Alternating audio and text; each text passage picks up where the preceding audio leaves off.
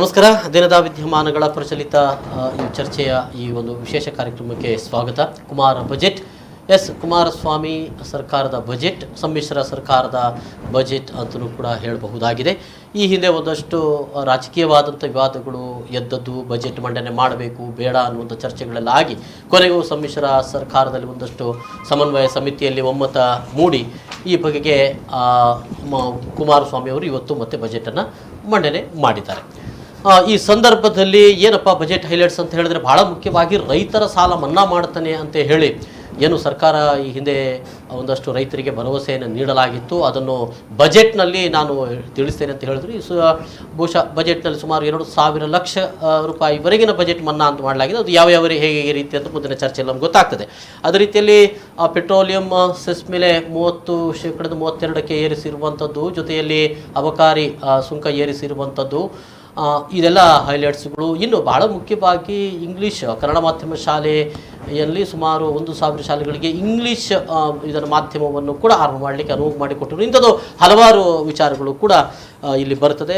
ಜೊತೆಯಲ್ಲಿ ಕಳೆದ ಸಿದ್ದರಾಮಯ್ಯ ಸರ್ಕಾರದ ಒಂದಷ್ಟು ಆರ್ಥಿಕವಾದಂಥ ವಿಚಾರಗಳಿಂದ ಇದನ್ನು ಕೂಡ ಹಾಗೆ ಮುಂದುವರಿಸಿಕೊಂಡು ಹೋಗಿದ್ದೇವೆ ಅಂತ ಬಜೆಟ್ನಲ್ಲಿ ಹೇಳಲಾಗಿದೆ.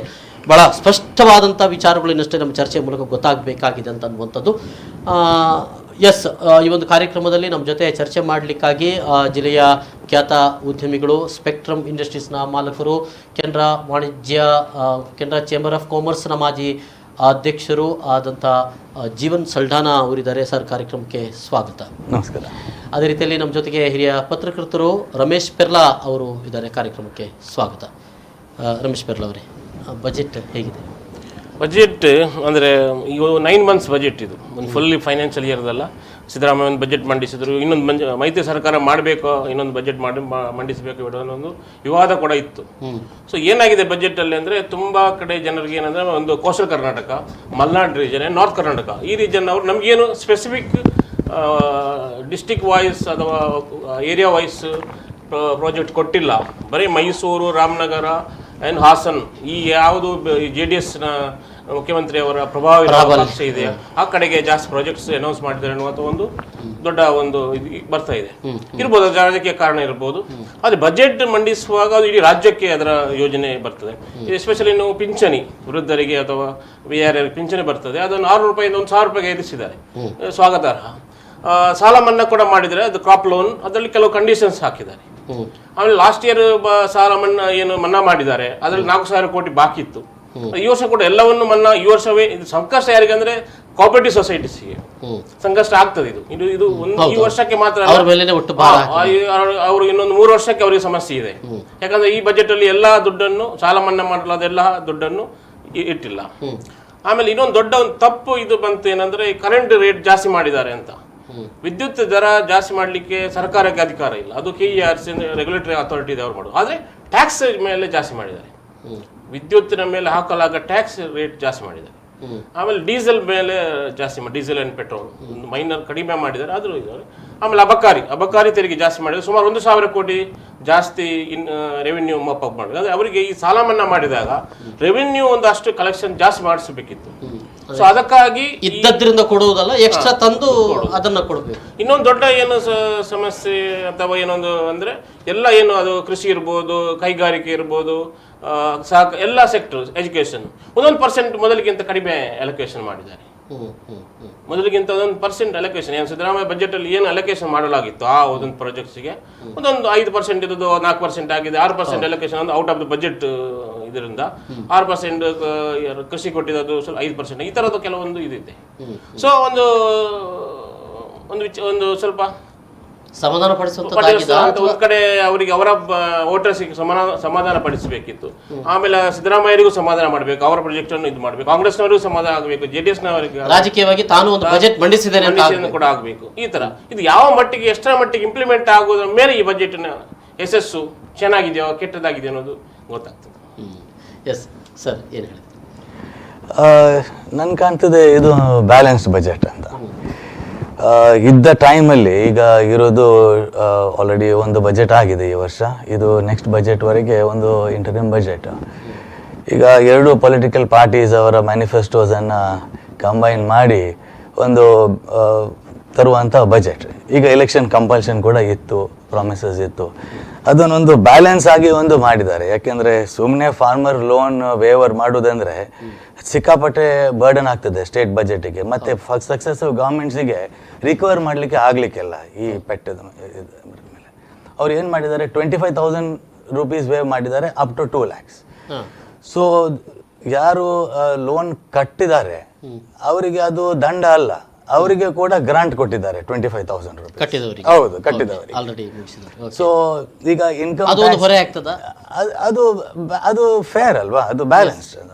ಕಟ್ಟಿದವರಿಗೆ ಕೂಡ ಏನಾದರೂ ಕೊಡಬೇಕು, ಇಲ್ಲದ್ರೆ ಯಾರು ಕಟ್ತಾರೆ ನೆಕ್ಸ್ಟ್ ಟೈಮ್?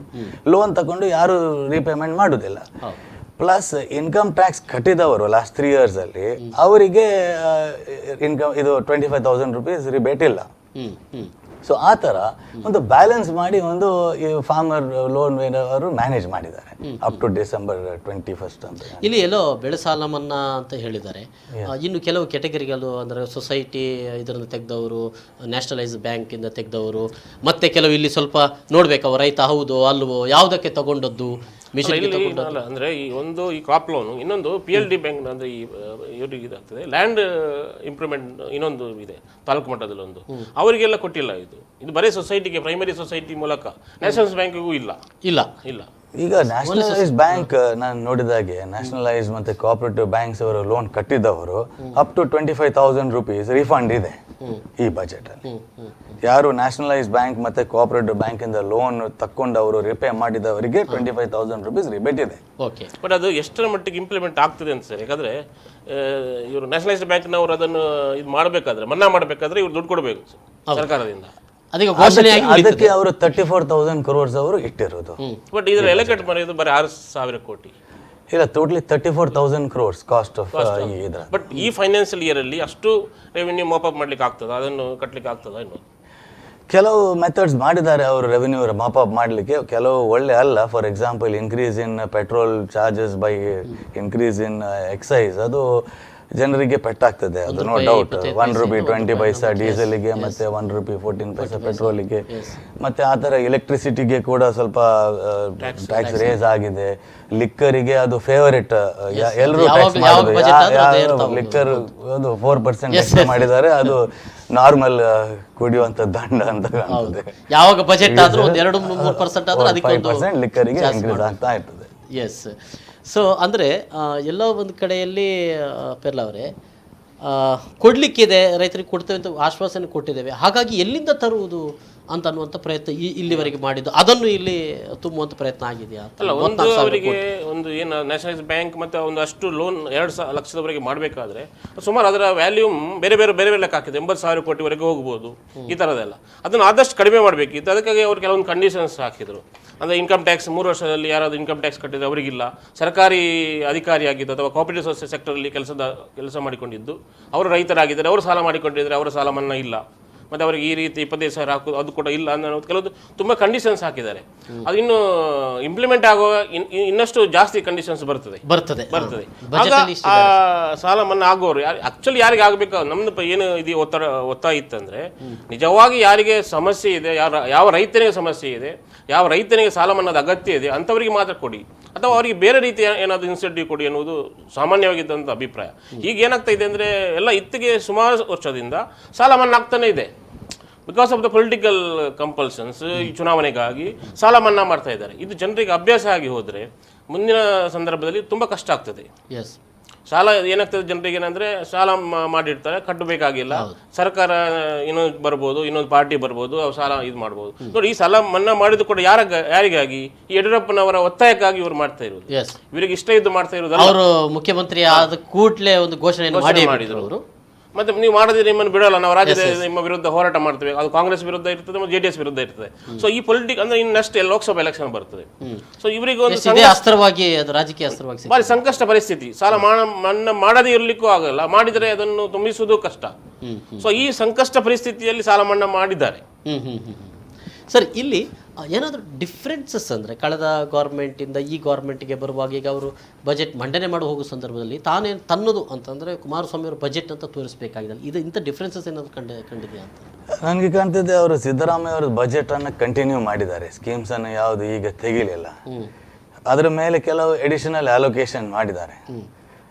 ನನಗೆ ಕಾಣ್ತದೆ ಇಂಡಸ್ಟ್ರಿ ಸೆಕ್ಟರಲ್ಲಿ ನೋಡಲಿಕ್ಕೆ ಹೋದರೆ ಅವರು ಕಂಪೀಟ್ ವಿತ್ ಚೈನಾ ಅಂತ ಏನೋ ಒಂದು ಸ್ಕೀಮ್ ತಗೊಂಡು ಅವರು ಕೆಲವು ಏರಿಯಾಸಲ್ಲಿ ಫಾರ್ ಎಕ್ಸಾಂಪಲ್ ಅವರು ಟೆಕ್ಸ್ಟೈಲಿಗೆ ಒಂದೊಂದು ಪ್ಲೇಸಲ್ಲಿ compete with China, for example development ಕಲಬುರ್ಗಿಯಲ್ಲಿ ಸೋಲಾರ್ ಡಿಸ್ಟ್ರಿಕ್ಟ್ ಅಂತ ಮಾಡೋಕ್ಕೆ ಉದ್ದೇಶ ಇದೆ. LED lights production in Chitradurga, Hassan district ಅಲ್ಲಿ sanitary fittings, toys production in Koppal, farm production unit in Bidar, IC chip manufacturing zone in Mysuru, textile zone in Bellary, phone accessories in Chikkaballapur, fitness equipment in Tumakuru. ಈ ಥರ ಒಂದು industry focus ಸ್ವಲ್ಪ ತಗೊಂಡು ಬಂದಿದ್ದಾರೆ. ಅದು ಒಳ್ಳೆಯದು. ಅವರ ಉದ್ದೇಶ ಏನಂದ್ರೆ 8 ಲಕ್ಷ ಜಾಬ್ಸ್ ಅನ್ನು ಎಕ್ಸ್ಪೆಕ್ಟ್ ಮಾಡಿದ್ದಾರೆ at the rate of 1 lakh jobs per district. ಆಯಾಯ ಜಿಲ್ಲೆಯ ಕಮರ್ಷಿಯಲ್ ಇದನ್ನ ನೋಡಿಕೊಂಡು ಇದನ್ನ 1 lakh ಜಾಬ್ಸ್ ಪರ್ ಡಿಸ್ಟ್ರಿಕ್ಟ್ ಒಂದು ಟಾರ್ಗೆಟ್ ಇಟ್ಟಿದ್ದಾರೆ. ನಾಟ್ ಬ್ಯಾಡ್, ಅದು ರೈಟ್ ಡೈರೆಕ್ಷನ್ ಅಲ್ಲಿ. ಮತ್ತೆ 14,000 crores by investment in coming years ಈ ಪ್ರೋಗ್ರಾಮ್ಸ್ ಅಲ್ಲಿ, ಅದು ಸಬ್ಸ್ಟಾನ್ಷಿಯಲ್ ಅಲೋಕೇಶನ್ ನಾವು ಎಕ್ಸೆಪ್ಟ್ ಮಾಡಬೇಕು. ಬೇರೆ ಏರಿಯಾಸ್ ಅಲ್ಲಿ ಫಾರ್ ಎಕ್ಸಾಂಪಲ್ ಇಂಡಸ್ಟ್ರಿಯಲ್ ಟೌನ್ಶಿಪ್ ಆಕ್ಟಿಗೆ ಅವರು ಇಂಡಸ್ಟ್ರಿಯಲ್ ಟೌನ್ಶಿಪ್ ಅಥಾರಿಟಿ ಫಾರ್ಮ್ ಮಾಡೋಕ್ಕೆ ಅವರು ಪ್ರೋತ್ಸಾಹ ಕೊಡ್ತಾರೆ ಅಂತ ಹೇಳ್ತಾ ಇದ್ದಾರೆ. ನಮಗೆ ಒಳ್ಳೇದು. ದಕ್ಷಿಣ ಕನ್ನಡಿಗೆ ನಾವು Baikampady industrial area industrial township authority ಮಾಡೋಕ್ಕೆ ನಾವು 2 ವರ್ಷದಿಂದ ಟ್ರೈ ಮಾಡ್ತಾ ಇದ್ದಾರೆ ಪ್ರೆಸಿಡೆಂಟ್ ಅವರೆಲ್ಲ. ಅದಕ್ಕೆ ಹೆಲ್ಪ್ ಆಗ್ಬಹುದು. ಮತ್ತೆ ಇನ್ನೊಂದು ಪ್ರಾಬ್ಲಮ್ ಏನಂದ್ರೆ rate fixing, final rate fixing for land by KIDB or KSSIDC. ಅದು ಟೈಮ್ ಬೌಂಡ್ ಅಲ್ಲಿ ರೇಟ್ ಫಿಕ್ಸಿಂಗ್ ಮಾಡ್ತಾರೆ ಅಂತ ಹೇಳಿದ್ದಾರೆ. Plus development of new industrial areas, ಅದು ಕೂಡ ಪಾಸಿಟಿವ್. ಅದು ಫಾರ್ಮ್ ಇಂಡಸ್ಟ್ರಿಯಲ್ ಅಥಾರಿಟಿ ಅಂದ್ರೆ ಈ ಹಿಂದೆ ಪ್ರಸ್ತಾವವೇ ಇರಲಿಲ್ಲ. ಇಲ್ಲಿ ಕೆಲವು ಇತ್ತು, ಮೊದಲ ಕಡೆ ಇದೆ, ಕೆಲವು ಕಡೆ ಆ ಥರದ ವ್ಯವಸ್ಥೆ ಇದೆ. ಬೆಳಗಾಮಲ್ಲಿ ಒಂದು ಇಂಡಸ್ಟ್ರಿಯಲ್ ಇದೆ ಅಥಾರಿಟಿ, ಅದರ ಅಡ್ಮಿನಿಸ್ಟ್ರೇಷನ್ ಕಮಿಷನರ್ ಅಂತ ಇರ್ತಾರೆ. ಈವನ್ ಬ್ಯಾಂಗ್ಳೂರಲ್ಲಿ electronic city is industrial township, ಅದರ ಮ್ಯಾನೇಜ್ಮೆಂಟ್ ಎಲ್ಲ ಅವರೇ ಮಾಡೋದು. ಟ್ಯಾಕ್ಸ್ ಕಲೆಕ್ಷನ್ ಇದೆಲ್ಲ ಆಕ್ಚುಲಿ ಬೈಕಂಪಾಡಿಯಲ್ಲಿ ಮಾಡಬೇಕು. ಒಂದು ರೌಂಡಿನ ಮಾತುಕತೆ ಎಲ್ಲ ಆಗಿದೆ. ಅವ್ರು ಬಂದು ಅದರ ಬೆನಿಫಿಟ್ಸ್ ಏನು, ಏನೇನು ಇದಿದೆ, ಸಮಸ್ಯೆ ಏನಿದೆ, ಅಥವಾ ಅದರ ಲಾಭ ಏನಿದೆ. ಅಲ್ಲ, ಇಲ್ಲೀಗ ಬಜೆಟ್ ನಲ್ಲಿ ಎಲ್ಲ ಇದಕ್ಕೂ ಬರ್ತದೆ ಸರ್, ಎಲ್ಲ ಡಿಸ್ಟ್ರಿಕ್ಟ್ ಕೊಟ್ಟಿದ್ದಾರೆ ಅಥವಾ ಇದು ಸ್ಟೇಟ್ಗೆ ಎಲ್ಲಿ ಯಾವ ಸಿಟೀಸ್ ಇಂಡಸ್ಟ್ರಿಯಲ್ ಟೌನ್ಸ್ ಇದ್ದಲ್ಲಿ ಇಂಡಸ್ಟ್ರಿಯಲ್ ಟೌನ್ಶಿಪ್ ಅಥಾರಿಟಿ ಯಾರಿಗೆ ಡೆವಲಪ್ ಮಾಡಲಿಕ್ಕೆ ಬೇಕು ಅದಕ್ಕೆ ಪ್ರೋತ್ಸಾಹ ಕೊಡ್ತಾರೆ. ಯಾಕೆಂದ್ರೆ ಅದು ನಾರ್ಮಲಿ ಬರೋದು corporation under plus KIDB under. ಒಬ್ರು ಟ್ಯಾಕ್ಸ್ ಕಲೆಕ್ಟ್ ಮಾಡೋದು, ಒಬ್ರು ಮೇಂಟೈನ್ ಮಾಡೋದು, ಅದು ದುಡ್ಡು ಅಲ್ಲಿ ಗ್ರೌಂಡ್ ಪ್ರಾಬ್ಲಮ್ ಹೇಳುವಾಗ ನನ್ನದಲ್ಲ ಅಂತ ಹೇಳ್ಬಿಟ್ಟು. ಈಗ ಟೌನ್ಶಿಪ್ ಅಥಾರಿಟಿ ಇದ್ರೆ ಅವರು ರೋಡ್ ಮೇಂಟೆನೆನ್ಸ್ ಎಲ್ಲ ಅವರಿಗೆ township tax collection plus maintenance ಒಂದೇ ಅಥಾರಿಟಿಗೆ ಬರ್ತದೆ. Better devolution of powers and ಅದು ತಕ್ಕಂತ ಸ್ಪಾಟಿಗೆ ಹೋಗ್ತದೆ ಅಂತ ಕಾಣ್ತದೆ. ಲಾಸ್ಟ್ ಇಲ್ಲಿ ಫ್ಲಡ್ ಆಯ್ತಲ್ಲ ಬೈಕಂಪಾಡಿ ಲಾಸ್ಟ್ ಮೇ 29ಕ್ಕೆ. ಆಗ ನೋಡಿ ಸಮಸ್ಯೆ ಯಾರ ಮೇಲೆ ಆಗ್ತೀವಿ ನೀವು? KIDB ಮೇಲೆ ಆಗ್ತೀರಾ, ಸಿಟಿ ಕಾರ್ಪೊರೇಷನ್ ಅವರ ಮೇಲೆ? ತುಂಬ ಜನರ ಕೈಗಾರಿಕೋದ್ಯಮ ಲಾಸ್ ಆಗಿದೆ. ತುಂಬ ಜನ ಫೋನ್ ಮಾಡ್ತಾ ಇದ್ರು, ಅಂದರೆ ನೀರು ಹೋಗಿ ಸಮಸ್ಯೆ ಆಗಿದೆ. ಯಾಕಂದರೆ ಅಲ್ಲಿ ಚರಂಡಿ ರಾಜಮ್ಮ ಕಾಲುವೆ ಅದು ಕ್ಲೀನ್ ಮಾಡಲಿಲ್ಲ ಅನ್ನುವ ಕಾರಣಕ್ಕಾಗಿ. ಸೊ KIDB ಮಾಡಲಿಲ್ಲ, ಈ ಕಡೆ ಸಿಟಿ ಕಾರ್ಪೊರೇಷನ್ ಮಾಡಲಿಲ್ಲ. ಅಂಥ ಸಂದರ್ಭದಲ್ಲಿ ಇಂಥ ಅಥಾರಿಟಿ ಬಂದರೆ ಅವರ ಕೆಲಸವನ್ನು ಅವರೇ ಮಾಡಿಕೊಂಡು, ಅವರು ಟ್ಯಾಕ್ಸ್ ಕೂಡ ಅವರೇ ಕಲೆಕ್ಟ್ ಮಾಡ್ತಾರೆ, ಎಮ್ಯುನಿಟೀಸ್ ಕೂಡ ಅವರೇ ಕೊಡ್ತಾರೆ. ಸೊ ಬ್ಯಾಂಗ್ಳೂರು ಎಲೆಕ್ಟ್ರಾನಿಕ್ ಸಿಟಿಯಲ್ಲಿ ಮಾಡಿದ್ರೆ ಅದೇ ರೀತಿ ಪೀಣ್ಯ ಈ ಬೈಕಂಪಾಡಿ ಥರದ ಮೇಜರ್ ಇಂಡಸ್ಟ್ರಿಯಲ್ ಕ್ಲಸ್ಟರ್ಸ್ ಏನಿದೆ ಅಲ್ಲಿ ಮಾಡ್ಬೋದು. ಅದು ಇದೊಂದು ಗುಡ್ ಸ್ಟೆಪ್ಸ್ ಅಂತ ನಾವು ಹೇಳ್ಬೋದಾಗಿದೆ. ಒಂದು ಸಣ್ಣ ಬ್ರೇಕ್ ತಗೊಳ್ಬೇಕಾಗಿದೆ. ಇನ್ನಷ್ಟು ವಿಚಾರಗಳ ಬಗೆಗೆ ಬಜೆಟ್ನಲ್ಲಿ ಏನಿದೆ ಅನ್ನೋ ವಿಚಾರಗಳ ಬಗ್ಗೆ ನಾವು ಚರ್ಚೆ ಮಾಡ್ತೇವೆ. ಸಣ್ಣ ವಿರಾಮದ ಬಳಿಕ ಮತ್ತೆ ಬರ್ತೇವೆ.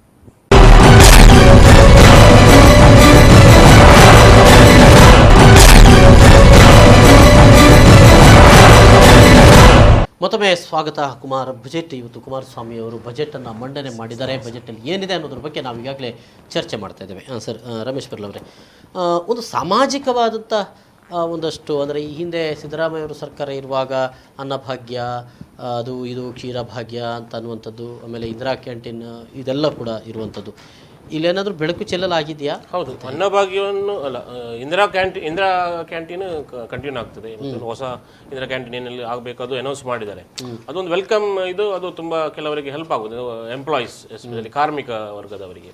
ಅನ್ನಭಾಗ್ಯದ ಕ್ವಾಂಟಿಟಿ ಆಫ್ ರೈಸ್ ಏನು ಕೊಡ್ತಿದ್ರು 7 kg, ಅದನ್ನು 5 kg ಮಾಡಿದ್ದಾರೆ. ಅದು ಕೂಡ ಅಂದರೆ ಅದಕ್ಕೆ ಅಲೋಕೇಶನ್ ತುಂಬ ಬೇಕಾಗ್ತಿತ್ತು. ಅನ್ನಭಾಗ್ಯಕ್ಕೆ ದೊಡ್ಡ ಪ್ರಮಾಣದ ಬಜೆಟ್ ಬೇಕಾಗ್ತಿತ್ತು. ಸೊ ಅದನ್ನು ಸ್ವಲ್ಪ ಕಡಿಮೆ ಮಾಡಿದೆ. ಎಷ್ಟು ಬೇಕಷ್ಟು ಯಾರಿಗೆ ಅಗತ್ಯ ಇದೆ, ಯಾವ ಬೆನಿಫಿಷಿಯರ್ಸ್ ಯಾರು ತೀರಾ ಅಗತ್ಯ ಇರುವಂಥವರಿಗೆ ಅದು ತಪ್ಪಬಾರ್ದು ಅನ್ನೋ ಕಾರಣಕ್ಕೆ ಇನ್ನು ಸೋಷಿಯಲ್ ಜಸ್ಟಿಸ್ಗಾಗಿ ಅದು ಕಂಟಿನ್ಯೂ ಆಗಿದೆ 5 ಕಿಲೋ ಓಕೆ ಅದೇನು ಕಡಿಮೆ ಅಂತ ಅನ್ನೋಕ್ಕಾಗಲ್ಲ.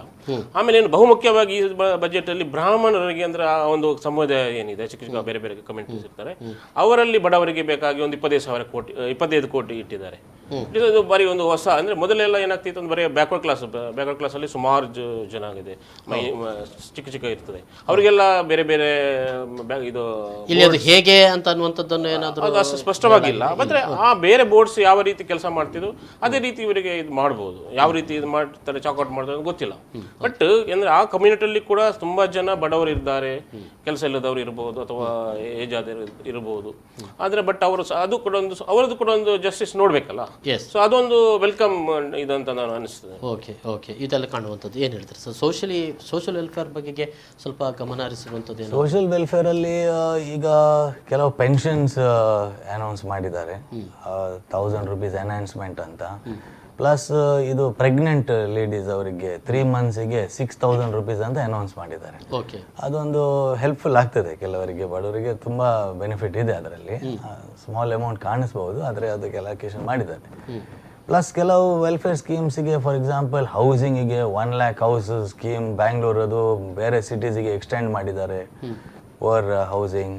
ಪ್ಲಸ್ ಕೆಲವು ಫಾರ್ ಅಕೊಮಡೇಷನ್ಗೆ ಕೆಲವು ಡ್ರಿಂಕಿಂಗ್ ವಾಟರ್ ಸ್ಕೀಮ್ಸ್ ಎಲ್ಲ ಸಿಕ್ಕಾಪಟ್ಟೆ 53,000 crores ಅಲೋಕೇಶನ್ ಇದೆ ಫಾರ್ ಡ್ರಿಂಕಿಂಗ್ ವಾಟರ್ ಅಂತ, ಮೇಜರ್ ಅಲೋಕೇಶನ್.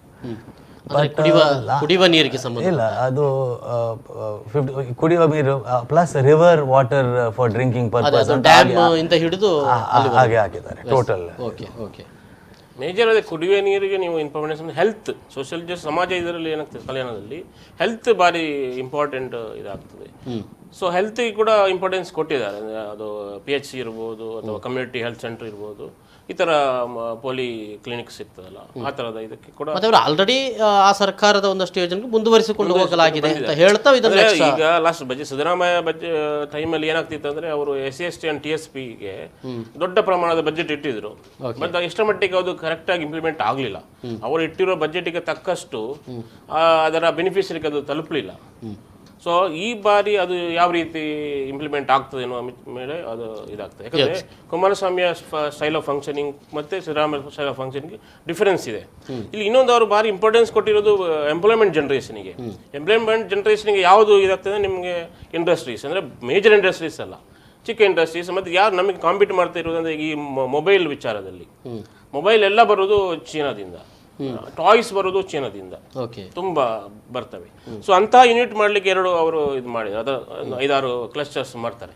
ಸೊ ಇದರಿಂದ ಎಂಪ್ಲಾಯ್ಮೆಂಟ್ ಜನರೇಷನ್ ಆಗ್ಬೋದು. ಮತ್ತೆ ನಮ್ಮ ಫಾರಿನ್ ಎಕ್ಸ್ಚೇಂಜ್ ಕೂಡ ಉಳಿತಾಯ ಆಗ್ತದೆ, ಸೇವಿಂಗ್ಸ್ ಆಗ್ತದೆ. ನಾವು ಜಾಸ್ತಿ ಇಂಪೋರ್ಟ್ ಆಗೋದು ಕಡಿಮೆ ಆಗ್ಬೋದು ಅನ್ನೋ ಒಂದು ಕಾಂಪಿಟೇಷನ್ ಅಂತ ಇವತ್ತಿನ 1 ವರ್ಷದಲ್ಲ 2 ವರ್ಷದಂತಲ್ಲ, ಇಷ್ಟು ಹೊಸದಾಗಿ ಇರುವಂತದ್ದು ಸರ್. ನೀವು ಆಗ ಹೇಳಿದ್ರೆ ಹೌದು, ಇದು ಕರ್ನಾಟಕದ ಬಜೆಟ್ ನಲ್ಲಿ ಇದೊಂದು ಫಸ್ಟ್ ಟೈಮ್. ಯಾಕಂದ್ರೆ ಮೊದಲು ಮೈಸೂರಲ್ಲಿ ಫ್ಯಾಬ್ ಸಿಟಿ ಮಾಡ್ಬೇಕಂತ ಇತ್ತು, ಈ ಕಂಪ್ಯೂಟರ್ ಫ್ಯಾಬ್ರಿಕೇಶನ್ ಇದು, ಅದು ಬರ್ಲಿಲ್ಲ. ಎಷ್ಟು ಒಂದು 5,000 ಎಕರೆ ಜಾಗ ಇಟ್ಟಿದ್ರು, ಬರ್ಲಿಲ್ಲ ಅದು. ಮತ್ತೆ ಈಗ ಈ ಸಲ ಚಿಪ್ ಕಳೆದ ಬಾರಿ ಮೋದಿ ಸರ್ಕಾರ ಮಂಡನೆ ಮಾಡಿದಂತ ಇದರಲ್ಲಿ ಬಹುಶಃ ತುಮಕೂರಿನಲ್ಲಿ ಯಾವುದು ಅಗ್ರಿಕಲ್ಚರ್ ಇಂಡಸ್ಟ್ರಿ ಡೆವಲಪ್ಮೆಂಟ್ ಮಾಡಲಿಕ್ಕಾಗಿ ಒಂದು ಸ್ಪೆಷಲ್ ಆಗಿ ಇಟ್ಟಿರುವಂಥದ್ದು. ಬಹುಶಃ ಇಡೀ ರಾಜ್ಯಕ್ಕೆ ಸಂಬಂಧಪಟ್ಟಾಗಿ ಈ ರೀತಿಯಾದಂಥ ಬಜೆಟ್ ಇದು ಸ್ಟೇಟ್ ವೈಸ್ ಇದು first time. 7 or 8 clusters for particular ಟೆಕ್ಸ್ಟೈಲ್ಸ್ಗೆ, ಒಂದು ಟಾಯ್ಸ್ ಅವರು ಹೇಳಿದಾಗೆ, IC ಮ್ಯಾನುಫ್ಯಾಕ್ಚರಿಂಗ್, ಇದು ಸ್ಯಾನಿಟರಿ ಫಿಟ್ಟಿಂಗ್, ಅದು ಒಂದು ಜಾಬ್ ಜನರೇಷನ್ಗೆ ರೂರಲ್ ಏರಿಯಾಸ್ ಅಲ್ಲಿ ಆ ಥರ. ಅದು ರೂರಲ್ ಏರಿಯಾ ಅಂತ ಹೇಳ್ಬೋದು, Tier 2 Tier 3 ಸಿಟೀಸ್. ಅದು ಅಲ್ಲಿ ಎಂಪ್ಲಾಯ್ಮೆಂಟ್ ಜನರೇಷನ್ ಆಗ್ತದೆ. ಇಲ್ಲಾಂದ್ರೆ ಎಲ್ಲರೂ ಹೋಗೋದು ಬ್ಯಾಂಗ್ಳೂರಿಗೆ ಮಾತ್ರ. Bangalore is over crowded, decongest Bangalore ಅಂತ ಒಂದು ಪ್ಲಾನ್. ಅದು ಬಹುಶಃ ಅದು ಈ ಬಜೆಟ್ನಲ್ಲೂ ಕೂಡ ಅಷ್ಟೊಂದು ಇದಾಗಿಲ್ಲ ಅಂತ ಕಾಣ್ತದೆ. ಯಾಕಂದರೆ ಹೌದು, ಇಂಡಸ್ಟ್ರಿ ನೀವು ಹೇಳಿದಾಗೆ ಕೆಲವೊಂದು ಕೊಟ್ಟಿದ್ರು ಕೂಡ ಬ್ಯಾಂಗ್ಳೂರ್ ಅಂತ ಅನ್ನುವಂಥದ್ದನ್ನ ಬಹಳ ಸೆಂಟ್ರಲೈಸ್ ಮಾಡಿಬಿಟ್ಟಿದ್ದಾರೆ. ಇಡೀ ಸ್ಟೇಟ್ ಏನಿದ್ರು ಮಂಗಳೂರು, ಮೈಸೂರು, ಗುಲ್ಬರ್ಗ ಈ ಥರದ ಏನು ಹುಬ್ಳಿ ಧಾರವಾಡ ಈ ಥರ 2ನೇ ದರ್ಜೆ ಅಥವಾ 2nd tier ಸಿಟೀಸ್ ಏನಿವೆ ಅವನ್ನು ಇಂಪ್ರೂವ್ ಮಾಡಿದಾಗ ಮಾತ್ರ ಬೆಂಗಳೂರಿನ ಮೇಲೆ ಒತ್ತಡ ಕಡಿಮೆ ಆಗ್ತದೆ. ಹಿಂದೊಮ್ಮೆ ತುಮಕೂರು ಬಗ್ಗೆ ಹೇಳಲಾಗಿತ್ತು, ಅಲ್ಲಿ ಇದೆ ಇಲ್ಲಿ, ಆದರೆ ಅದು ಕಾರ್ಯಗತ ಆಗಿಲ್ಲ. ಅಂದರೆ ಸೆಂಟ್ರಲ್ ಗೌರ್ಮೆಂಟ್ ಕೆಲವು ಸ್ಕೀಮ್ಸ್ ಇವೆ. ಈಗ ನೋಡಿ, ಕೋಸ್ಟಲ್ ಡೆವಲಪ್ಮೆಂಟ್ ಸ್ಕೀಮ್ಸ್ ಇದೆ, ಅಂದರೆ ಫಿಶರೀಸ್ಗೆ ಸಂಬಂಧಪಟ್ಟಿ ಇಲ್ಲಿ ಒಂದು ಇದಾಗ್ತಾ ಇದೆ. ಅದೇ ರೀತಿ ಅಗ್ರಿಕಲ್ಚರ್ ಝೋನ್ಸ್ ರಿಲೇಟೆಡ್, ಅಂದರೆ ಫುಡ್ ಪ್ರಾಸೆಸಿಂಗ್ ಯೂನಿಟ್ ಇರ್ಬೋದು, ಅಥವಾ ಈ ಅಗ್ರಿಕಲ್ಚರಲ್ಲಿ ಇನ್ಕಮ್ ಜನರೇಷನ್ ಜಾಸ್ತಿ ಆಗೋ ಅವರಿಗೆ ಜಾಸ್ತಿ ಆದಾಯ ಬರುವ ರೀತಿಯ ಕೆಲವೊಂದು ಬರ್ತವೆ. ಆದರೆ ಅದು ಇಂಪ್ಲಿಮೆಂಟ್ ಆಗುವಾಗ ಸಾಕಷ್ಟು ಸಮಯ ಹೋಗ್ತದೆ, ಜನ ಅಷ್ಟು ಇದಾಗಲ್ಲ, ಆಮೇಲೆ ನಿಮಗೆ ರಿಸೋರ್ಸ್ ಇರೋಲ್ಲ, ಕೆಲವೊಂದು ಸಮಸ್ಯೆ ಇರುತ್ತದೆ. ಎಸ್, ಇನ್ನು ಎಜುಕೇಷನ್ಗೆ ನಾವು ಈ ಹಿಂದೆ ಒಂದು ಚರ್ಚೆ ಮಾಡೋ ಸಂದರ್ಭದಲ್ಲಿ ನಮ್ಮ ಶಾಲೆಗಳಿಗೆ ಈ ಗೌರ್ಮೆಂಟ್ ಸ್ಕೂಲ್ಗಳೇನಿದ್ದಾವೆ ಇದ್ರ ಬಗೆಗೆ ಪಕ್ಕಾ ಕೆಲವು ಯೋಜನೆಗಳನ್ನಷ್ಟೇ ಇಡ್ತದೆ ಸರ್ಕಾರಗಳು ಅಂತ ಅನ್ನುವಂಥದ್ದು. ಆದರೆ ಇಂಪ್ಲಿಮೆಂಟೇಷನ್ಗೆ ಬರುವಾಗ ಅದರ ರೂಪಗಳು ಬೇರೆಯಾಗಿರ್ತದೆ. ಶಾಲೆಗಳು ಮುಚ್ಚುವ ಪ್ರಯತ್ನಕ್ಕೆ ಬರ್ತದೆ, ಅಲ್ಲಿ ಟೀಚರ್ಸ್ಗಳಿಲ್ಲ ಅಥವಾ ಸ್ಟೂಡೆಂಟ್ಸ್ಗಳು ಬರುವುದಿಲ್ಲ ಅಂತ ಅನ್ನುವಂಥದ್ದು. ಸೊ ಇಂಥದ್ದೆಲ್ಲ ಇದು ಬರ್ತದೆ. ಏನಾದರೂ ಸ್ಪೆಷಲ್ ಹೇಳಲಾಗಿದೆಯಾ, ಹೇಗಿದೆ ಸರ್? ಎಡ್ಯುಕೇಷನಲ್ಲಿ 2-3 ಇಂಪಾರ್ಟೆಂಟ್ ಪಾಯಿಂಟ್ಸ್ ಇದೆ. ಒಂದು, ಅವರು ಸ್ಕೂಲ್ಸ್ ಯಾವುದು ಲೆಸ್ ಅಟೆಂಡೆನ್ಸ್ ಇದೆ ವಿದಿನ್ 1 ಕಿಲೋಮೀಟರ್, ಬೇರೆ ಸ್ಕೂಲ್ ಯಾವುದು government schools with higher attendance, government or aided, ಅದನ್ನು ಮರ್ಜ್ ಮಾಡುವಂಥದ್ದು ಪ್ಲ್ಯಾನ್ ಮಾಡಿದ್ದಾರೆ. ಸಾಧಾರಣ 18,000 ಸ್ಕೂಲ್ಸಿಗೆ ಮರ್ಜ್ ಮಾಡುವಂಥದ್ದು ಔಟ್ ಆಫ್ 28 ಇದು ಕೊಟ್ಟಿದ್ದಾರೆ. ಅದು ಒಂದು. ಸೆಕೆಂಡ್ ಏನಂದರೆ, ನಮ್ಮ ಗ್ರ್ಯಾಜುಯೇಟ್ ಮತ್ತು ಪೋಸ್ಟ್ ಗ್ರ್ಯಾಜುಯೇಟ್ ಇನ್ಸ್ಟಿಟ್ಯೂಷನ್ಸ್ ಇದೆ, ಅದು ತುಂಬ ರನ್ ಡೌನ್ ಕಂಡೀಷನ್ಸಲ್ಲಿ ಇದೆ ಗೌರ್ಮೆಂಟ್. ಅದಕ್ಕೆ ಒಂದು 250 ಕೋಟಿ ಇಟ್ಟಿದ್ದಾರೆ ಫಾರ್ ಇನ್ಫ್ರಾಸ್ಟ್ರಕ್ಚರ್ ಡೆವಲಪ್ಮೆಂಟ್ ಆಫ್ ಈ ಸ್ಕೂಲ್ಸ್, ಕಾಲೇಜ್, ಗ್ರ್ಯಾಜುಯೇಟ್ ಮತ್ತು ಪೋಸ್ಟ್ ಗ್ರ್ಯಾಜುಯೇಟ್ ಕಾಲೇಜಸ್.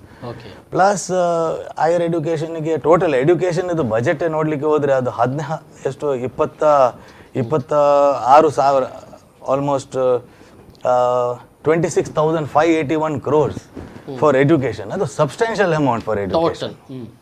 ಅದು ಒಳ್ಳೆ ಟ್ರಸ್ಟ್ ಇದೆ ಫಾರ್ ಎಡ್ಯುಕೇಷನ್.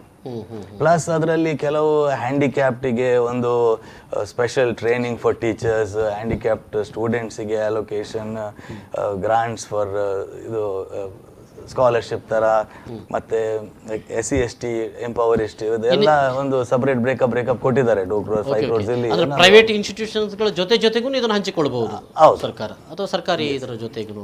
ವಸತಿ ಕೂಡ ಈಗ ಹಾಸ್ಟೆಲ್ಸ್, ಮೇನ್ ಆಗಿ ನಮ್ಮ ರೂರಲ್ ಹುಡುಗರಿಗೆ ಬೇಕಾಗಿರೋದು ಹಾಸ್ಟೆಲ್ಸ್. ಅಂದರೆ ಹೈಯರ್ ಎಜುಕೇಷನ್ ಇರ್ಬೋದು, ಪ್ರೈಮರಿ ಎಜುಕೇಷನ್ ಇರ್ಬೋದು.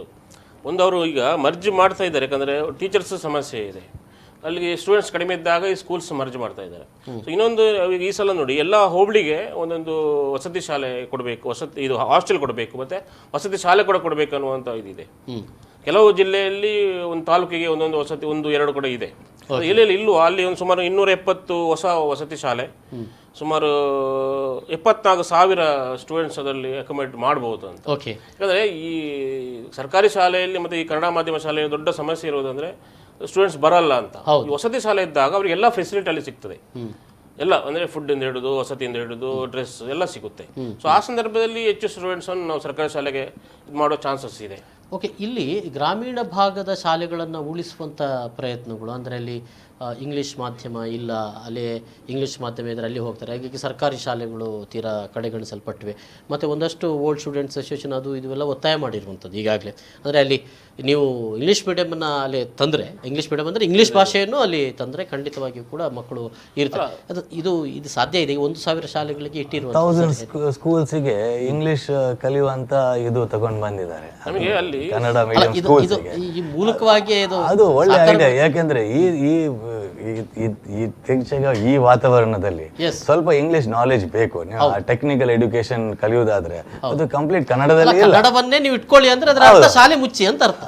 ಅಷ್ಟೇ ಸಾಕು ಅಂತಿದ್ರೆ ಮುಂದಿನ ದಿನಗಳಲ್ಲಿ ಖಂಡಿತವಾಗಿ ITIs ಇದು ಟೆಕ್ನಿಕಲ್ ಸ್ಟಡೀಸ್ ಎಲ್ಲ ಇಂಗ್ಲಿಷ್ ಅಲ್ಲೇ ಇರೋದು. ಅವರು ಕನ್ನಡದಲ್ಲಿ ಕಲಿಸಿದರೆ 75% ಇಂಗ್ಲಿಷ್ ಅಲ್ಲೇ ಇರೋದು ಟರ್ಮ್ಸ್. ಸೊ ಅದು ಇಂಗ್ಲಿಷ್ ಒಂದು ಸಬ್ಜೆಕ್ಟ್ ಆಗಿ ಟೀಚಿಂಗ್ ಮಾಡೋದು ಕರೆಕ್ಟ್. ಅದು ಈಗ ಏನಾಗ್ತಿತ್ತು ಅಂದ್ರೆ ನಮ್ಮ ಈ ಸಿಸ್ಟಮಲ್ಲಿ 5ನೇ ತರಗತಿಯಿಂದ ಇಂಗ್ಲೀಷ್ ಟೀಚ್ ಮಾಡೋದು. ಬಟ್ ಇದನ್ನು ನೀವು ಅಟ್ಲೀಸ್ಟ್ ನಿಮ್ಮ ಮೀಡಿಯಾ ಬೇರೆ, ಮೀಡಿಯಮ್ ಆಫ್ ಎಜುಕೇಶನ್ ಬೇರೆ, ಅದೇ ಇಂಗ್ಲೀಷನ್ನು ನೀವು 1ನೇ ಕ್ಲಾಸಿಂದ ಕನ್ನಡದ ಜೊತೆಗೆ ಇಂಗ್ಲೀಷ್ ಕಲಿಸಿ. ಯಾಕಂದ್ರೆ ಇಂಗ್ಲೀಷ್ ಇಂದಿನ ಈ ಯುಗದಲ್ಲಿ ಇಂಗ್ಲೀಷ್ ತುಂಬ ಇಂಪಾರ್ಟೆಂಟ್ ಇದೆ. ಕಮ್ಯುನಿಕೇಷನ್ ಬೇಕಾದಂಥ ಒಂದು ಲ್ಯಾಂಗ್ವೇಜ್. ನೀವು ಎಷ್ಟು ಲ್ಯಾಂಗ್ವೇಜ್ ಕಲಿತಾರೆ ಅಷ್ಟು ಒಳ್ಳೆಯದು. ಆದರೆ ಇಂಗ್ಲೀಷನ್ನು ನೀವು 1ನೇ ಕ್ಲಾಸ್ ತರಗತಿಯಿಂದ ಕಲಿಸಿದರೆ ಸರ್ಕಾರಿ ಶಾಲೆಗೂ ಹುಡುಗರು ಬರ್ತಾರೆ.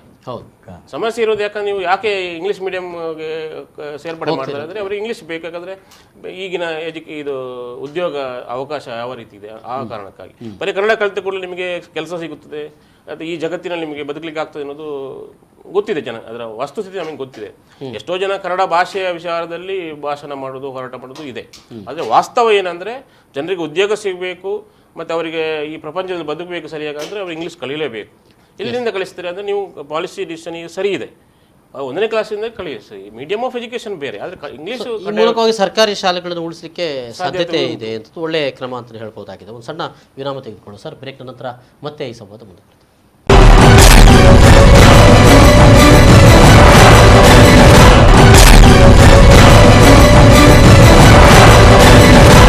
ಓಕೆ, ಮತ್ತೊಮ್ಮೆ ಸ್ವಾಗತ ವೀಕ್ಷಕರೇ. ನಾವು ಕುಮಾರಸ್ವಾಮಿ ಅವರು ಮಂಡಿಸಿದಂಥ ಬಜೆಟ್ನ ಬಗೆಗೆ ನಾವು ಮಾತನಾಡ್ತಾ ಇದ್ದೆವು.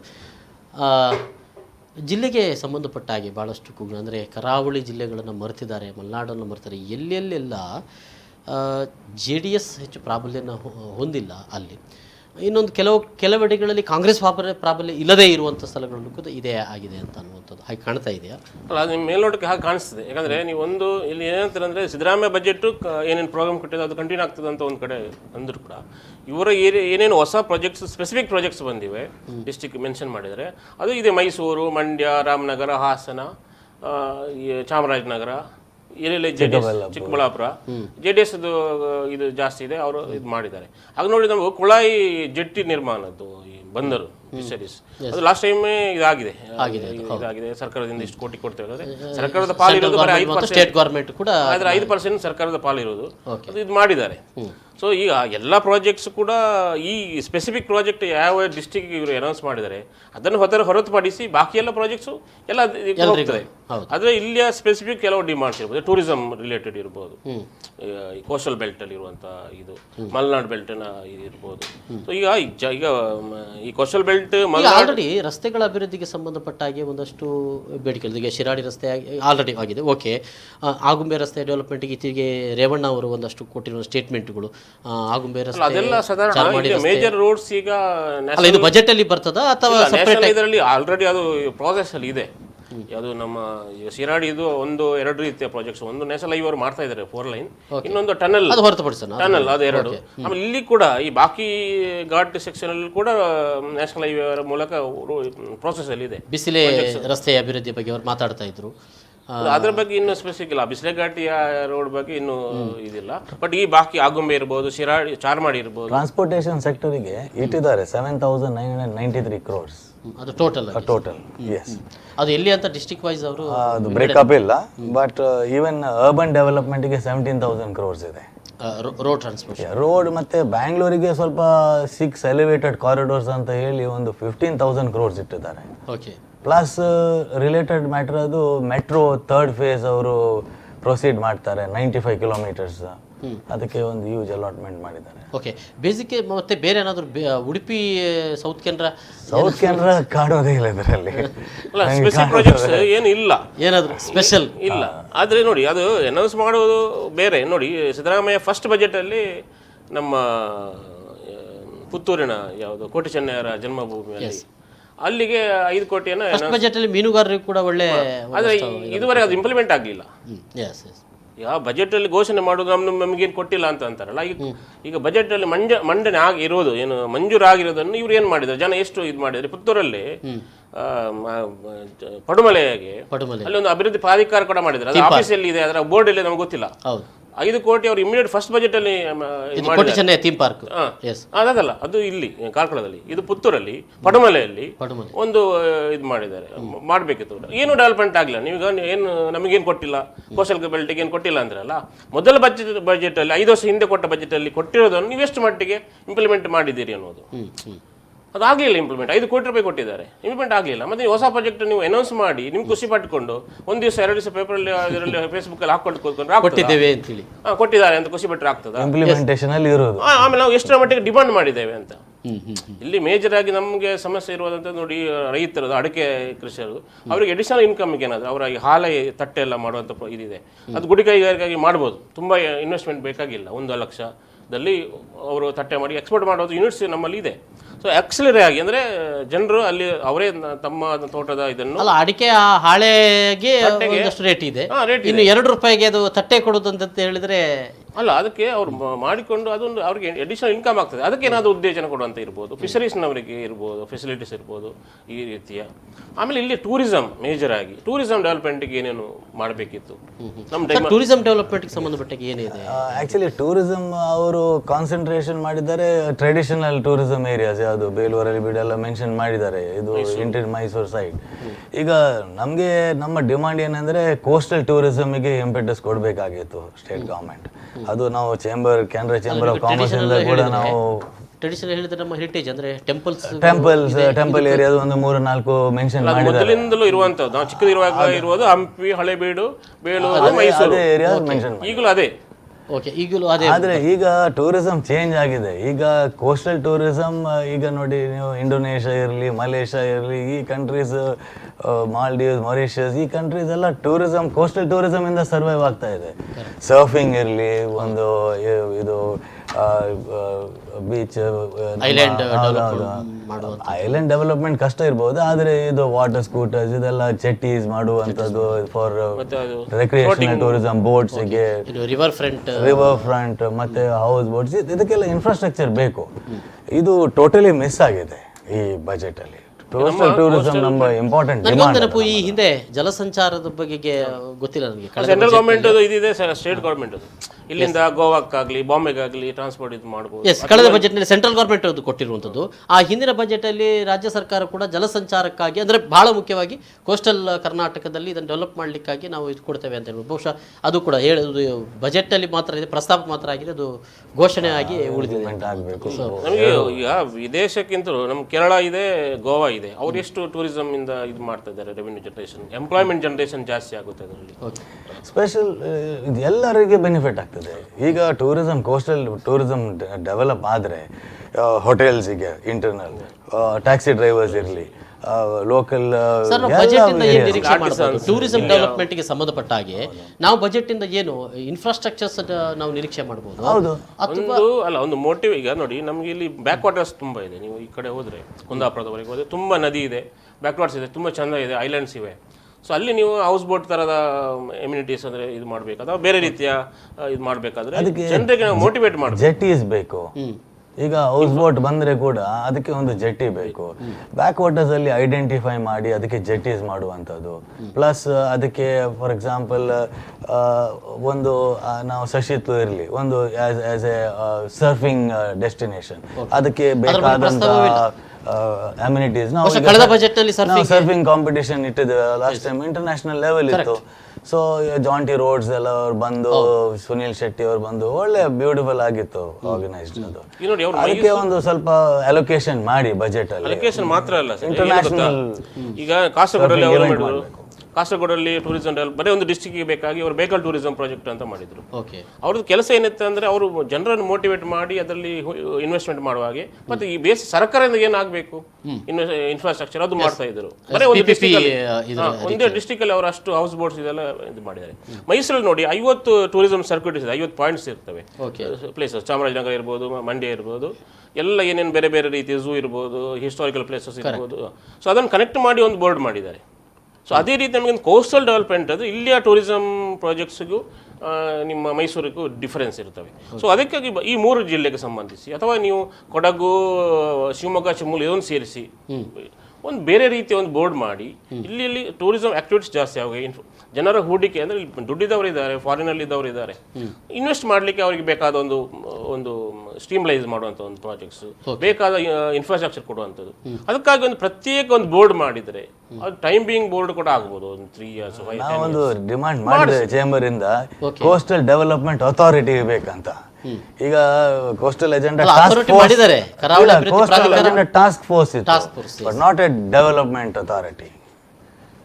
ಅದಕ್ಕೆ ತಕ್ಕಂತ ಒಂದು ಸೊ ಬಹುಶಃ ಈ ಕೋಸ್ಟಲ್ ಟೂರಿಸಂ ಡೆವಲಪ್ಮೆಂಟ್ಗೆ ಸಂಬಂಧಪಟ್ಟ ಹಾಗೆ ಇಲ್ಲಿವರೆಗಿನ ಯಾವುದೇ ಸರ್ಕಾರಗಳು ಬಜೆಟ್ನಲ್ಲಿ ಸರಿಯಾದ ಒಂದು ಸೈಂಟಿಫಿಕ್ ಆದಂತ ಒಂದು ಇದನ್ನು ಆಗ್ಲಿಲ್ಲ. ನಾವು ಒಂದು ಫೆಸಿಲಿಟೇಟರ್ ಪ್ರಾಜೆಕ್ಟ್ ಒಂದು ಏಜೆನ್ಸಿ ಇಲ್ಲದಿದ್ರೆ ಯಾವುದನ್ನು ಇಂಪ್ಲಿಮೆಂಟ್ ಮಾಡ್ಲಿಕ್ಕೆ ಕಷ್ಟ. ನೋಡಿ, ಸ್ವಲ್ಪ ದುಡ್ಡು ಬಂದಿತ್ತು ಲಾಸ್ಟ್ ಬಜೆಟ್ ಅಲ್ಲಿ, ಒಂದು ಅದು ಕೂಡ ವೇಸ್ಟ್ ಆಯ್ತು, ಯೂಟಿಲೈಸ್ ಆಗ್ಲಿಲ್ಲ. ಆಲ್ಮೋಸ್ಟ್ 35 crores ಅಮೌಂಟ್ ಇತ್ತು. ಶಶಿ ಇತ್ಲು ಬೀಚ್ ಡೆವಲಪ್ಮೆಂಟ್ ಮತ್ತೆ 3-4 ಬೀಚಸ್ಗೆ ಅವರು ಇದು ಮಾಡಿದ್ರು, ಸೋಮೇಶ್ವರ್ ಐಡೆಂಟಿಫೈ ಮಾಡಿದ್ರು. ಅದು ಇಂಪ್ಲಿಮೆಂಟ್ ಆಗದೆ ಅದು ದುಡ್ಡು ವಾಪಸ್ ಹೋಯ್ತು. ಅಂದ್ರೆ ಯಾರ್ದು ಸರ್ ಅದು ಪ್ರಾಬ್ಲಮ್? ಯಾರು? ಅದು ಏನಂದ್ರೆ ಟೂರಿಸಂ ಡಿಪಾರ್ಟ್ಮೆಂಟ್ ಪ್ಲಾನ್ ಇಲ್ಲ, ಬಜೆಟ್ ಡಿಪಾರ್ಟ್ಮೆಂಟ್ ಅದಕ್ಕೆ ಫೋಕಸ್ ಇರಬೇಕು. ಇಲ್ಲಿ ನಮ್ಮ ಹತ್ರ ಒಂದು ಟೂರಿಸಂ ಡಿಪಾರ್ಟ್ಮೆಂಟ್ಗೆ ಒಂದು ಪರ್ಮನೆಂಟ್ ಇದು ಕೂಡ ಇಲ್ಲ, ಒಂದು ಆಸ್ ಎ ಸೆಕ್ರೆಟರಿ ಇರಲಿ. ಇಲ್ಲಿ ಆಫೀಸ್ ಕೂಡ ಸರಿ ಇಲ್ಲ, ಯಾರಿಗೆ ಒಬ್ಬರಿಗೆ ಟೆಂಪರರಿ ಚಾರ್ಜ್ ಅಂತ ಕೊಟ್ಟಿದ್ದಾರೆ. ಹಾಗೆ ಇರುವಾಗ ಹೇಗೆ ಟೂರಿಸಂ ಅನ್ನು ಒಂದು ಹೆಸರಿಗೆ ಒಂದು ಡಿಪಾರ್ಟ್ಮೆಂಟ್ ಇರಬೇಕು ಅಂತ ಇಟ್ಕೊಂಡಿದೆ ಅಷ್ಟೇ.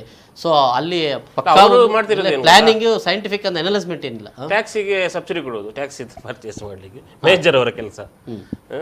ಈವನ್ ಅವರ ಹತ್ರ ಹೋದ್ರೆ ಮಾಹಿತಿ ಕೂಡ ಇರೋಲ್ಲ ಅವರಿಗೆ, ಇಲ್ಲಿಯ ಡಿಸ್ಟ್ರಿಕ್ಟ್ ಅಲ್ಲಿ ಏನೇನಿದೆ ಅನ್ನೋ ಅಂತ ಕೂಡ ಇರೋಲ್ಲ.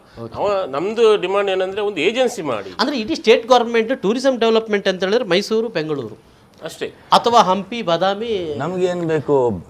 ಬ್ರೋಷರ್ಸ್, ಒಳ್ಳೆ ಬ್ರೋಷರ್ಸ್, ಒಳ್ಳೆ ಮ್ಯಾಪ್ಸ್, ಟೂರಿಸಂ ಮ್ಯಾಪ್ ಮಾಡಬೇಕು. ಈ ಕೋಸ್ಟಲ್ ಸರ್ಕಿಟಿಗೆ ತುಂಬಾ ಇದು ಮಾಡಬಹುದು, ಡೈರೆಕ್ಟರೀಸ್ ಎಲ್ಲ. ಅಂದ್ರೆ ಒಟ್ಟಿನಲ್ಲಿ ಸರ್ ಈಗ ನಾನು ಎಲ್ಲವನ್ನು ಸೇರಿಸಿ ಹೇಳುವಂಥದ್ದು, ಸೊ ಕೋಸ್ಟಲ್ ಕರ್ನಾಟಕಕ್ಕೆ ನಾವು 2 ಡಿಸ್ಟ್ರಿಕ್ಟ್ ಅಂತ ತೆಗೆದುಕೊಂಡಾಗ ಇಲ್ಲಿಯ ಡೆವಲಪ್ಮೆಂಟ್ ಯಾವ ರೀತಿಯಲ್ಲಿ ಆಗಬೇಕು, ಇಲ್ಲಿ ಇಂಡಸ್ಟ್ರೀಸ್ ಆಗಲಿ, ಇಲ್ಲಿಯ ಟೂರಿಸಂ ಡೆವಲಪ್ಮೆಂಟ್ ಆಗಲಿ, ಒಂದು ಪಕ್ಕಾ ಇದನ್ನು ಈಗ ನಮ್ಮವರೇ ಮುಖ್ಯಮಂತ್ರಿಗಳಾಗಿದ್ದರೂ ಸಾಧ್ಯ ಆಗಲಿಲ್ವಾ ಅಂತ. ನಮ್ಮ ಇಲೆಕ್ಟೆಡ್ ರೆಪ್ರೆಸೆಂಟೇಟಿವ್ಸ್ ಕೂಡ ಅದರ ಮೇಲೆ ಸ್ವಲ್ಪ ಫೋಕಸ್ ಮಾಡಬೇಕು, ಸಪೋರ್ಟ್ ಮಾಡಬೇಕು. ಅದು ಇಂಪಾರ್ಟೆಂಟ್ ಏರಿಯಾ, ಜನರಿಗೆ ಬೆನಿಫಿಟ್ ಬರುವಂಥದ್ದು ಈ ಟೂರಿಸಂ ಇಂದ ಎಲ್ಲರಿಗೆ ಬೆನಿಫಿಟ್ ಆಗ್ತದೆ, ಒಬ್ಬರಿಗೆಲ್ಲ. ಎಲ್ಲ ಈವನ್ ಈ ಹೋಮ್ ಸ್ಟೇಸಿಗೆ ಇರಲಿ, ಬೀಚ್ ಸೈಡ್ ಇರಲಿ, ಕೆಲವರು ಹೋಮ್ ಸ್ಟೇಸ್ ಮಾಡಿದ್ರೆ ಅವರಿಗೆ ಕೂಡ ಬೆನಿಫಿಟ್ ಆಗ್ತದೆ. ವ್ಯಾಪಾರ ಮಾಡುವವರು ಟೋಟಲಿ ಓವರ್ ಆಲ್ ಡೆವಲಪ್ಮೆಂಟ್ಗೆ ಹೆಲ್ಪ್ ಆಗ್ತದೆ. ಸೊ ಟೋಟಲಿ ಬಜೆಟ್ ಏನಿದೆ ಅದು ಒಂದು ಘೋಷಣೆಯಾಗಿಯೇ ಒಂದು ಏನಂದ್ರೆ ಬರೇ ಇಂಡಸ್ಟ್ರಿನವರು ಅಥವಾ ಇವರು ಮಾತ್ರ ಅಲ್ಲ, ಪೀಪಲ್ಸ್ ರೆಪ್ರೆಸೆಂಟೇಟಿವ್ಸ್ ಮತ್ತು ಸ್ಟೇಕ್ ಹೋಲ್ಡರ್ಸ್ ಒಂದು ಪಕ್ಕ ಒಂದು ಪ್ರಾಜೆಕ್ಟ್ ಈ ಥರ ನಮ್ಗೆ ಬೇಕು ಅಂತ ಸರ್ಕಾರ ಒತ್ತಾಯಿಸಬೇಕು. ನೋಡಿ, ಕೆಲವು ಬೀಚ್ ದುಡ್ಡು ಕೊಟ್ಟಿದ್ದಾರೆ ಅಂದರೆ ಕೆಲವು ಕಡೆ ಇಂಡಿವಿಜುವಲ್ MLA ಇಂಟ್ರೆಸ್ಟ್ ಇಂದ ಕೆಲವು ಬೀಚ್ ಡೆವಲಪ್ ಆಗಿದೆ, ಒಟ್ಟಾರೆಯಾಗಿ ಆಗಲಿಲ್ಲ.